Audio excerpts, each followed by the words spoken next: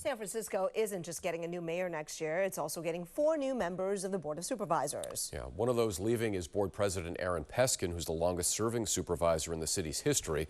ABC 7 News political reporter Monica Madden talked to Peskin about his future and how he plans to continue supporting progressive values in San Francisco.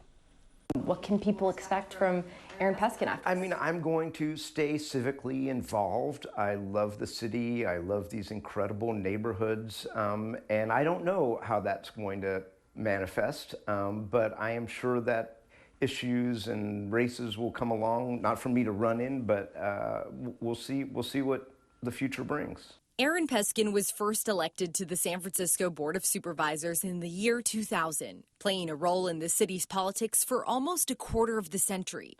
I have learned so much along the way. I mean, I was 35 years old when I first ran for office. I am 60 now.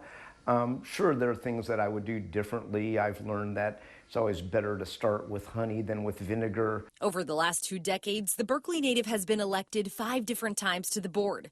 Term limits restrict supervisors from having more than 2 terms in a row, but they can always return, and return he has. I love the city, and I keep running for supervisor, and I keep winning, and it's been a pretty wonderful chapter of my life. He fell short in his 2024 bid for mayor, standing out as the leading progressive in a crowded field to unseat incumbent Mayor London Breed.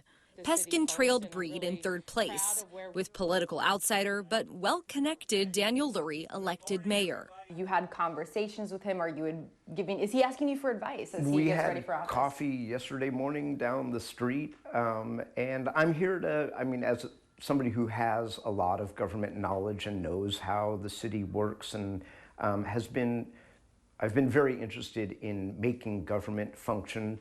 I've let them know that I'm around for advice, free advice. I'm not looking for a job with the administration, but I'm here as a resource. Despite his loss, Peskin says he's leaving City Hall with his head held high, pointing to other progressive wins on the ballot, like his proposition to create an inspector general's office for the city. Peskin also backed the winning Prop E to evaluate the commissions in San Francisco.